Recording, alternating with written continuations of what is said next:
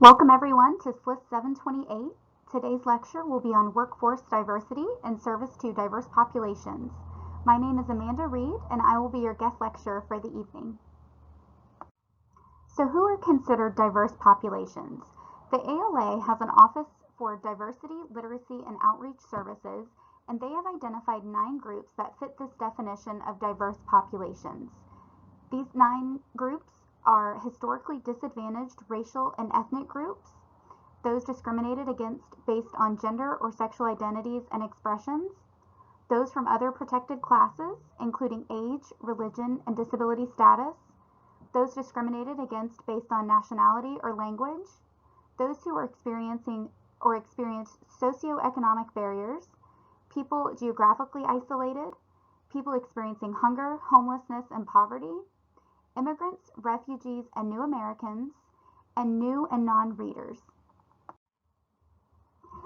When looking at different libraries and checking their websites for inclusivity statements, I found a really great graphic from Sonoma County in California that I think beautifully outlines their inclusivity statement. Libraries are for everyone.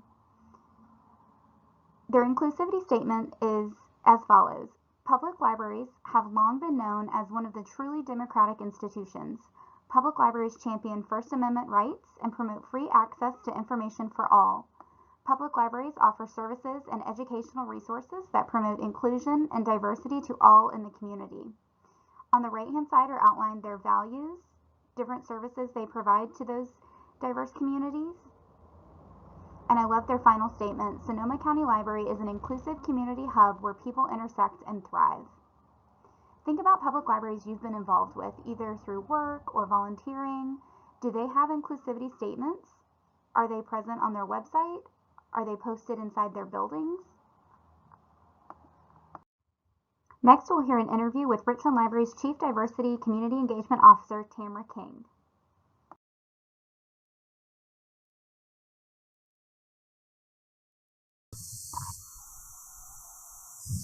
Hey Tamara, thank you so much for joining us. Thank you. Thank you for having me. Of course.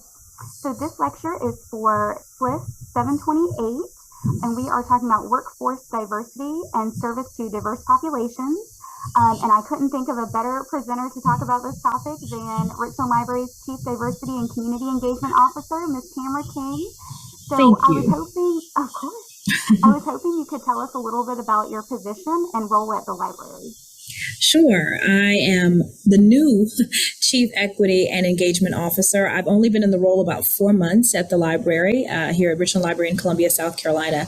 Before that, I was the Community Relations Director, but I did a lot of work with our Let's Talk Race team, which started as this really beautiful idea to get the community talking, and just a really small idea, actually, just something, to really respond to the crisis that we were in with the Emanuel 9, the shooting at the church in North Charleston, where Columbia and South Carolina really were thrust into this reckoning, this racial reckoning in our state. And we've been doing that for about 4 years before George Floyd, 3 years, 3.5 years, almost 4, before George Floyd was murdered. And Ahmaud Arbery and Breonna Taylor were all victims of police, challenging interactions with the police where they ended up dead. And Black Lives Matter was bubbling again. It was bubbling back in 2016, 2015, 2016, around then as well, when we started Let's Talk Race. And then when it started to really bubble up again after the murders of those people that I mentioned, George Floyd, Ahmaud Arbery, Breonna Taylor, and this summer of reckoning that was happening all around our country, the library had to ask itself again, how are we going to respond to this? We've been doing this work. We've really been focused and really intentional on trying to be, I say we were creating these little cupcakes, right? Like we had Let's Talk Race over here. We had the African American History and Cultural Events Committee. We had Una Voz, which is our arm, that's the Spanish speaking arm of the library. It's a group that really helps with Spanish speaking and reaching out to the Latinx community. We also had our ERGs, our employee resource groups, that dealt with equity, diversity, and inclusion in some way. So we had all these cupcakes spread around the library that were doing all these really phenomenal job and this really phenomenal work and impact. But there was nobody there that woke up and went to bed thinking about how all of these things were intermixed and then moving the library forward. So when we had that summer of reckoning, I think our executive director, Melanie Huggins, really had to think about what's next for us. We'd done this. We'd already started this work. We started this work internally. We've been having conversations about race internally with our staff and really unpacking that with them and trying to be as equitable as we could and thinking of ways that the library could expand our diversity and show and affirm the lives of everyone in our community. And then we kind of had to think what's next. And so our executive director saw that a lot of libraries around the country and a lot of people around the country, a lot of companies were having diversity officers. And it was a natural fit for me, I feel, and I think she felt like that too, because I'd already been doing the work with Let's Talk Race. And we had gone from this small idea to having spoken to almost 4,000 people, nearly 4,000 people over the course of these 4 years about race and equity and inclusion. I've been doing this work. I've been speaking around the country, telling the library's story and how important and impactful it is. And so it was a natural fit. I hope she thinks that now still too, that this was the role that I transitioned into. So in my role, I manage the departments that focus on equity, diversity, and inclusion in some way: social work, our outreach department, our community outreach department, our media relations, community relations, the PR kind of arm of the library, as well as our development, which works on raising funds for these innovative ideas and the ways that we move forward as a library. So those are the departments that report to me.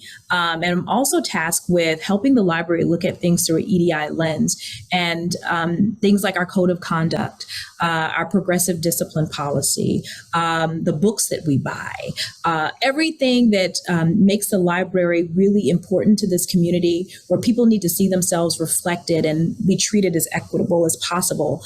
Those are the things that I've been working on and trying to really look at all aspects of the library, not just in the diversity part, but really working on equity and then engaging members of our community that need to be brought in. So that's a long explanation. That's beautiful. Thank you. So you kind of already answered this, but if you could touch on this a little more. So in your words, why is this work important for organizations to consider, especially public libraries? You know, when you think of public libraries or libraries in general, right, we're considered neutral, right? Neutral spaces. We say that all the time. We're neutral. But the library had to ask, and I say Richland Library in particular, has had to ask itself, are we going to be neutral on this? Right? Are we going to be neutral? And we asked that question. How do we respond when the Emanuel 9, when those murders happened, when there was a racial reckoning in our city? How do we respond? Is it appropriate for the library to respond? And then we had to say, we're not neutral on hatred, right? We can't be neutral about division and exclusivity. We have to be an accessibility. We have to really take a stand on that. We have to stand for something. And that's what libraries are. We are this, I call it the great equalizer, that when you walk through these doors, everybody should be treated the same. Everybody should have the same access to books and materials and things that represent them and things that affirm who they are, and quality of life should be happening here. And so I think it's really important for libraries to see that they can't be neutral about those type of things. That's embedded in our DNA as a library systems all over the country. It's just not neutral about, intellectual property and intellectual freedom. It's really about being necessary to moving the community forward, the conversation forward, and convening like-minded organizations to really help with the community good. So I think these type of positions are really important, because there should be somebody waking up and going to bed, thinking about diversity, equity, inclusion, and advancing the library forward. Right. And I love that idea of, it's not just the public library's work, right? It's the community work. Like you said, getting those organizations involved. Yeah. What's really been beautiful for us as a library system is that we started out with this small idea. And I really want to share that with libraries that are smaller, who haven't even started this work, who know they want to do something, but, don't know where to start. Exactly. We started small. it sounds like a big deal now when we say we've done over 4,000 talks, 4,000 people that have heard us talk and done all these things. But it's really more than that, right? And so I think it started small, but it grew legs, and it's just this really beautiful thing that we've been able to witness. And one of the things that I was just talking recently to our executive director is that when we started, we had $0, right? This was just an idea. I won't say a passive program because it wasn't passive, but it was just a program, right? Like, let's talk race. Let's get people sitting around and talking in circles of dialogue. Let's train our staff on how to have these conversations. But now it's grown. And now we're thinking of, we're in the process of hiring someone to help us with a curriculum that we can share with other libraries. We've gotten money to do that. So we've gone from $0 to almost $150,000 for people showing us how to trust us to do this work. And it started with $0. It started really small. It started with intention. It started with us being intentional about where we saw ourselves in our community and how we could respond to that need.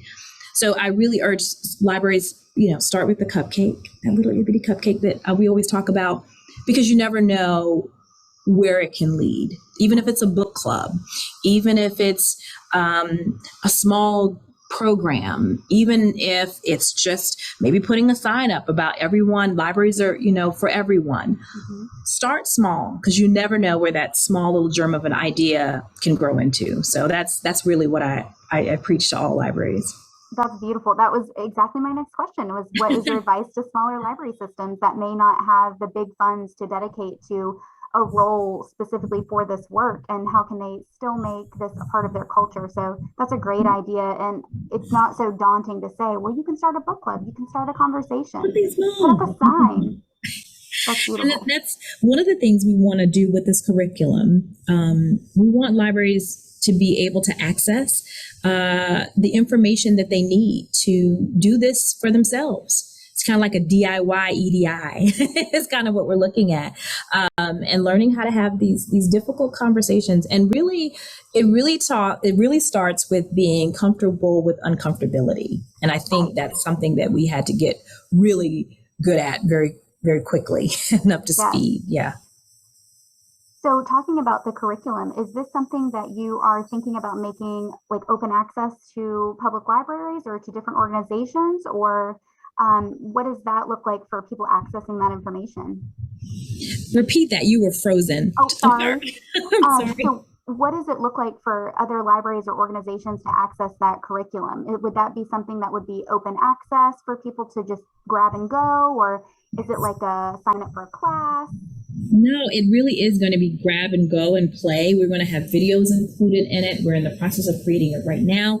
The hope and expectation is that it would be ready for the public by like mid-year next year, with all the components. We'll be kind of taking it on a dog and pony show when we finish it, because we want people to try it out and test it. And so then it'll be ready for public view and public download. It'll be on a website and people can download it. They can download videos. They can download tools. And it's going to be based on where you are. We're going to do various, like if you're at stage 1 and you're at the very beginning, or are you a library that's already been doing the work, and just need some additional tools, or maybe watch a video or two to learn how to facilitate. So that's what, it will be open access though. We're excited about that. Exciting. Yes. Great. So, what would you say to look for in candidates when hiring for diversity? Do you have any particular questions that you like to share?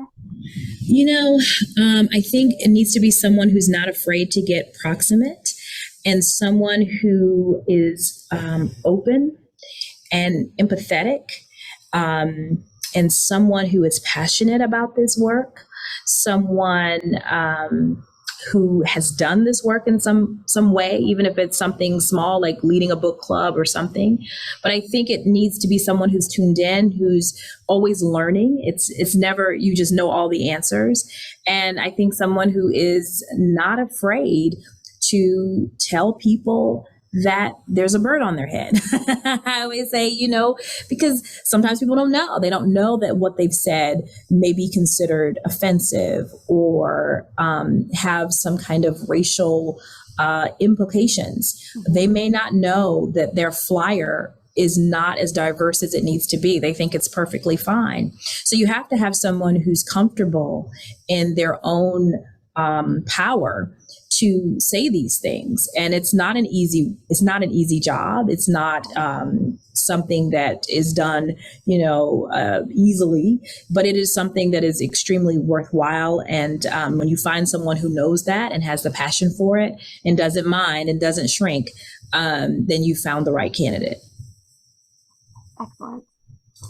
So would you say that this is a trend going in public libraries that you've seen over the last few years, with public libraries going in this direction? And would you say it's more so in larger systems, smaller systems, libraries across the country, libraries globally? Yes, and yes, and yes.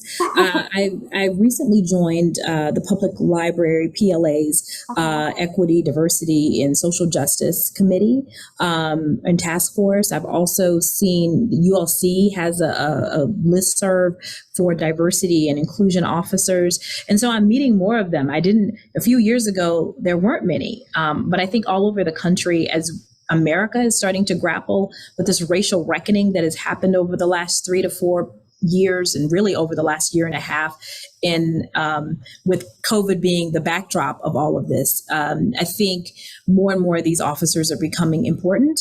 There are some bigger companies that always had them, right? Like Walgreens and some of the bigger companies. And it was really in an HR mindset or human resources mindset, personnel. But I'm seeing more and more that they're finding people who go to bed and wake up thinking about how libraries can be more equitable. And it's really important because we value ourselves on being open for all. And but we don't really have a history of that as a library. Some of our history really shows that we didn't stand on the right side of history back when libraries were segregated and people didn't always feel welcomed in our doors, and our services weren't always geared, our books weren't always geared towards certain demographics and certain populations. And so I think we're trying to do it right this time. We have this wonderful opportunity to do the right thing and to serve the community in a way. I always think 50 years from now, what are people want to say about us as a library system? Were we a part of the solution to creating a more equitable society for all and really working to put moving the dial rather on racism in this country and oppression? Were we responsible for that? Did we help create a more anti-racist society? And we're going to have to, hopefully, 50 years from now, we'll be able to say, yes, we did. Thank you for that. So we're towards the end of our interview, and is there anything else you would like SLIS students to know when it comes to this work in public libraries? I think I hope that in the future there are more classes. I know Dr. Cook is phenomenal at USC, and I can't say enough about her and the work that she's doing in her classes and several other classes. And I think more libraries are including it into their curriculum. More schools are including it into the work. So if there are classes, take them now. Find out more. Be inquisitive. I was watching something recently, and I won't say what, but people that watch it will know exactly what I'm talking about. Don't be judgmental. It's like, I think it's from Walt Whitman that says, be curious, not judgmental. And so I think if you start now being curious about things and being proximate, as proximate as you can to things you don't understand, I think that's my advice. Start now. Start now being comfortable with uncomfortability. Yeah. That's great. And the more you have these conversations, the more comfortable you'll be. Yes. And not to be biblical or anything, but my pastor always says, you can't hate anyone if you don't know their mama's last name, right? Or their mom's first name. And that's true. And I think I've learned that a lot of the perceived hate and difference is because we don't know each other that well. We're not talking. That's the beautiful thing about Let's Talk Race, is that we ask some pretty heavy questions, right? These are not like softball questions. These are some heavy hitting questions that we're asking our community. And then they walk out of it feeling connected to the person beside them. And that's the whole work. That's the work of a library. We put interesting people together.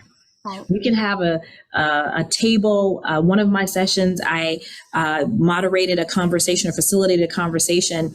There was a former white supremacist, two Black feminists, and all three of them were in their 80s. Wow. A teacher of diversity, equity, and inclusion at a college, and two young women who were in college, and all different races. All different backgrounds, all different perspectives. You can't any get more diverse than that, right? Yeah. And so what's beautiful is all those people came together and had a conversation about race. Mm-hmm. Where are you going to do that? You can't do it at Starbucks. Wow. You can't do it at the mall. You can't do it at your local anything else, right? You can't do it at your local gym. So where are you going to be able to convene those kinds of situations and people that are just coming from everywhere? You can't do that anywhere else. This is the place to do it. And that's our role. That's our place. And I think when we get really clear, more clear, as the library systems all over the country get clear about how powerful that is, how meaningful it can be to your community, I think we'll be unstoppable, and can really move the dial. Absolutely. Well, I think that is a fantastic place to end. Tamara, thank you so much for your time. We really appreciate it. And we will be seeing you soon. Yes, please. Thank you. So how would you create an inclusive culture? First, you can serve as an active and consistent model of leadership excellence for increasing diversity of viewpoints, diverse backgrounds, including gender and ethnic differences, as well as a variety within areas of expertise. Build and maintain a diverse community of leaders, staff, librarians, and patrons. This can be done through outreach, community boards, and community conversations. You can promote opportunities for developing respect for differing ideological perspectives. Create a welcoming, supportive, and diverse environment in which all leaders, staff, librarians, and patrons can succeed. Promote and foster a culture of inclusion. Next, we'll touch on building inclusive collections and programming opportunities. The Massachusetts Library System has a really great resource LibGuides that you can explore and see different ideas. Here's a snapshot of the Massachusetts Library System's Inclusive Collections homepage. This is chock full of resources such as book lists, articles, and tips on assessing and selecting items for your collection. I encourage you all to check it out. The link for this site will be in our weekly module on Blackboard. Creating inclusive library environments. This information comes from one of our readings this week. Creating Inclusive Library Environments, Plans for Serving Patrons with Disabilities, from the American Libraries magazine. Some tips they give are disability awareness training, inclusive staff training, involving people with disabilities in this training, evaluating orientation and training, planning ongoing professional development for staff. All right, next step assignments. We've got two options for discussion board prompts this week if you decide to participate. The first, think of a time when you had a positive or negative interaction, either in your personal life, work, or school, with someone from a diverse background, as defined from ALA's Office for Diversity, Literacy, and Outreach Services. What made this interaction memorable? What was the outcome? And what could have made this interaction better or worse? Please give a thoughtful response to at least one other student's post. Or you can decide to do this discussion board prompt. Discuss one of our readings from this week. Did you learn anything that surprised you, challenged you, or upset you? Did you find other resources on workforce diversity or service to diverse populations you'd like to share with our class? Please give a thoughtful response to at least one other student's post. We hope to see you in our Zoom meetup this Tuesday, September 28th at 7 p.m.